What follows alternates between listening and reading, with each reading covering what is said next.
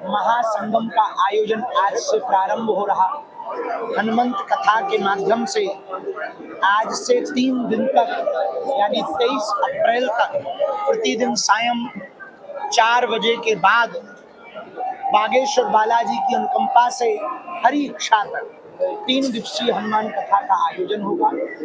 23 अप्रैल को दिव्य दरबार लगाया जाएगा, वो भी शाम के समय ही लगाया जाएगा। अत्यधिक धूप के कारण इस कथा के आयोजक श्री उदय प्रताप सिंह जी, जो परम वैष्णव हैं, उन्होंने यह दिव्य संकल्प लिया, अभूतपूर्व संकल्प लिया और हमको इस संगम की नगरी में महाकुंभ के बाद पुनः आने का सौभाग्य मिला। हम इस भूमि को दंडवत करके संपूर्ण प्रयागवासी, प्रयागराज, जौनपुर, महोबा, बांदा, रीवा आदि क्षेत्रों के सभी जनों को सायंकाल आज 21 से 22, 23 3 दिन तक की कथा का सादर आमंत्रण है। अब आपके मन में जो भी खुजली हो सो बोलो। मौलाना है मस्जिद पर ज्ञानवाली मस्जिद को कलंक कहना गलत है, आपने जो बयान है जी, हमने ये कहा कि विश्वनाथ जी के बगल में जो कलंक लगा है वो कलंक मिटेगा और भगवान शिव की नगरी में बहुत ही जल्दी वहां पर ज्ञानवापी के पास में रुद्राभिषेक होगा भगवान से। तो बरेली जो मौलाना है ऋषि, उन्होंने कहा है कि उसको कलंक कहना गलत है, वहाँ भगवा झंडा फहराया नहीं जा सकता है। जी, समय समय का खेल है, समय समय की बात, समय समय का खेल है, समय समय का योग। करोड़ों में बिकने लगते हैं 2 कौड़ी के लोग। तो हम इतना ही कहेंगे कि ऐसा एक समय पर किसी व्यक्ति ने ये भी कहा था कि पत्ता नहीं हिलेगा, लेकिन देखो राम मंदिर बन गया ना।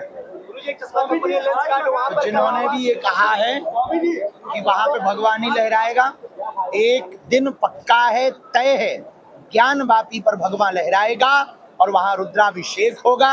हमें भरोसा है देश की न्यायपालिका पर, हमें भरोसा है यहाँ के आस्थावान श्रद्धालु।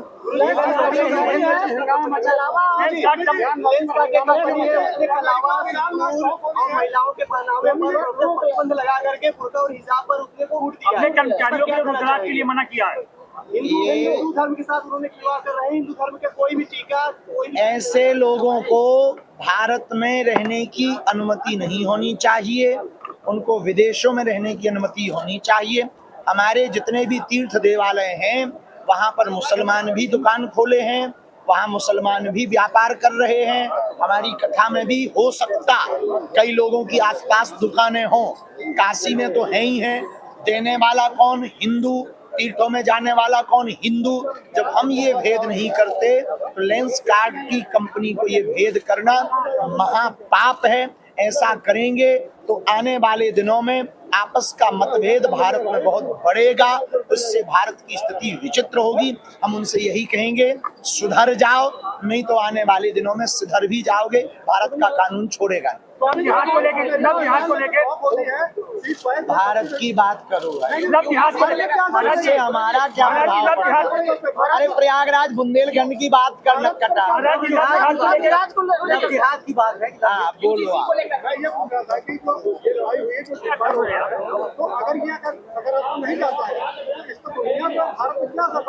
देखिए वैश्विक रूप से देखो, तालाब में पत्थर फेंको या डायमंड, तरंग दोनों से उठती है। उसी प्रकार विश्व में कहीं पर भी युद्ध होगा, उसका स्पंदन हर देश को होगा, तो भारत को भी होगा और हमें लगता है भारत को ज्यादा होगा। नासिक के कंपनी में लव जिहाद को लेकर बड़ा मामला हुआ है, वहाँ के वर्करों को, महिलाओं को लेकर उस पर हमने बोल दिया है कि सुधर जाओ वरना भारत का कानून सुधारेगा। और महाराष्ट्र का कानून बहुत अच्छा है और महाराष्ट्र में इस बात को लेकर के बहुत प्रबल, वहाँ के हमारे यशस्वी मुख्यमंत्री बहुत ही प्रिय श्री देवेंद्र फडणवीस जी सैद्धांतिक रूप से, वैचारिक रूप से अपनी परंपरा को बहुत प्रबलता से मानते हैं। जल्दी ही हमें भरोसा है कि वो इस पर कठोर कार्रवाई करेंगे और हम हिंदुओं से प्रार्थना करेंगे कि देख लो, हमें लगता है व्यापारवाद में यदि मजहब को आगे लाया जाएगा तो देश की स्थिति परिस्थिति बिगड़ जाएगी। वरना हम हिंदुओं से भी अपील करेंगे कि अपनी अपनी कंपनियों में सिर्फ हिंदुओं को ही काम दें। यूजीसी को लेकर हम क्या कहेंगे? यूजीसी को लेकर यूजीसी आप बताएं क्या कह दें, आप क्या सुनना चाह रहे हैं? यूजीसी के भी में यूजीसी के समर्थन में कुछ यूजीसी को लेकर बात की जाए। यूजीसी के आने के बाद हम देश में जोड़ने की बात करते हैं, तोड़ने की बात नहीं करते हैं। तो हमारा यही उद्देश्य है कि सरकार नीति, विधाएं और संविधान की पद्धति जो है समानता वाली, तो हम चाहते हैं कि हमें जातियों में ना बांटा जाए, हमको भारतीय रखा जाए, हिंदू रखा जाए। नारी शक्ति जी तो उसमें दिक्कत क्या है? आप क्या अपना भर सुख चाहते हो का? नारी शक्ति कथा सर्वजन हिताय सर्वजन सुखाय ही है, कन्या विवाह सर्वजन हिताय सर्वजन सुखाय है, कैंसर हॉस्पिटल की सेवा भी हुई है। धार्मिक तीर्थस्थलों से सबके लिए, हित के लिए और सबके सुख के लिए ही कार्य किया जाए। गुरुजी, पश्चिम बंगाल में योगी जी ने कहा है कावा नहीं बनने देंगे। क्या कावा नहीं बनने देंगे? हाँ, तो भारत में काबा की क्या आवश्यकता है? हमें आप एक बात भी तो बताओ ना, भारत में काबा की जरूरत नहीं है, काबा जहाँ है वही ठीक है। भारत में काबा की आवश्यकता नहीं है। भारत में तो हमें लगता है विश्वनाथ बाबा की आवश्यकता है।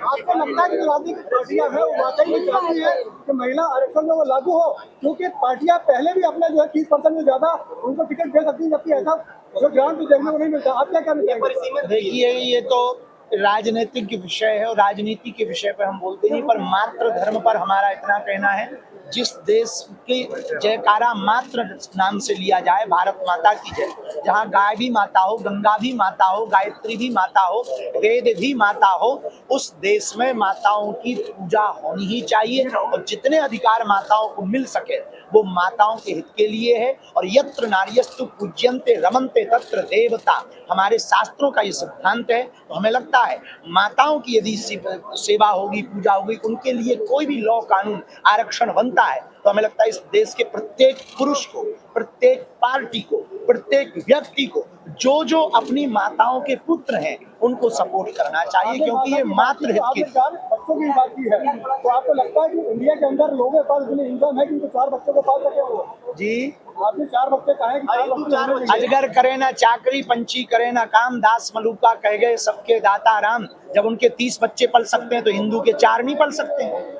महाराज जी में जो गद्दार घुसे हैं, उनके लिए क्या कहना हम सब चाहेंगे? भारतीय हैं, मगर हमेशा जात धर्म और नाम पर जिस तरह से बांटा जाता है उसको क्या संदेश देना चाहेंगे इस मुद्दे से? देखिए, जाति धर्म, जातिवाद, भाषावाद, क्षेत्रवाद से ऊपर उठकर राष्ट्रवाद होना चाहिए, लेकिन अपनी परंपराओं को भी मानना चाहिए। जैसे हम सनातन परंपरा को मानते हैं, तो हम उसके प्रति कट्टर का मतलब ये नहीं कि हम किसी को मारते काटते, लेकिन हम अपने सिद्धांतों को भली पूर्वक मानते हैं, व्यवहार से भी, आचरण से भी, वाणी से भी, और लोगों को जगाने का काम भी करते हैं। तो हमें जातियों में नहीं बंटना चाहिए, क्षेत्रों में नहीं बंटना चाहिए, भाषाओं में नहीं बंटना चाहिए। हमें एक तिरंगे के नीचे रहने की विचारधारा को स्थापित करना चाहिए और अपनी मान्यताओं को मानते रहना चाहिए। भारत हिंदू राष्ट्र होगा, उसके लिए प्रयत्न जारी है। और इस वर्ष 4 जुलाई को हम फिर से घोषणा करने वाले हैं। उसके लिए इस वर्ष अब हम आगामी दिनों में रथ यात्रा निकालेंगे। 4 जुलाई से नहीं, 4 जुलाई को इसकी घोषणा की जाएगी, कहाँ निकलेगी, कब निकलेगी, पर इस वर्ष हम रथ यात्रा करेंगे, भारत को हिंदू राष्ट्र बनाएंगे। देश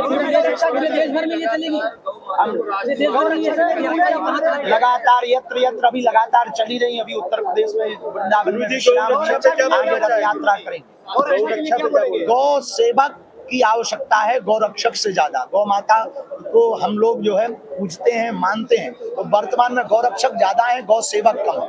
देश में गौ माता को बचाना है तो गौशाला नहीं हो पाए, एक हिंदू एक गाय।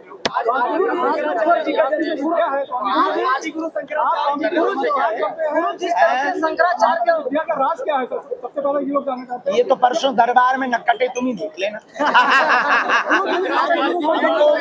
हमारे पास केवल गुरु कृपा है, अध्ययन पे हम भरोसा करते हैं, अध्ययन भी करते हैं, गुरु कृपा है तो जो गुरु का प्रसाद है उस पर। लेकिन हमारे वैदिक परंपरा में आदि जगत गुरु शंकराचार्य के पास भी परकाया प्रवेश की विद्या थी।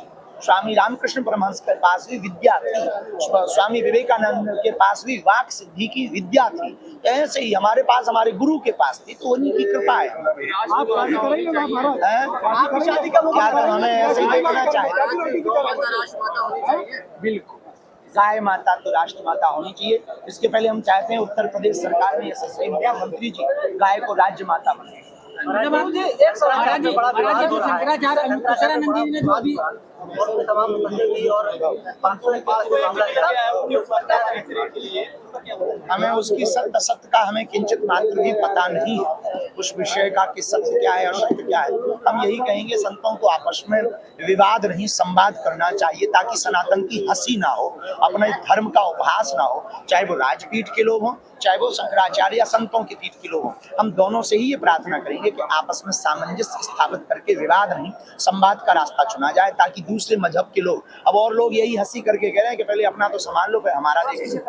हिंदुओं में एकता नहीं गुरु जी, इसके लिए क्या करना चाहिए? यही सबसे बड़ा दुर्भाग्य और दुख है, इसी के लिए हम प्रयत्न कर रहे हैं। और 3 दिन की कथा हिंदू एकता की प्रतीक है। प्रयागराज में संगम है और यहाँ सब एक हो रहे हैं। जब 3 नदियां एक हो सकती हैं तो हम हिंदू एक क्यों नहीं हो सकते?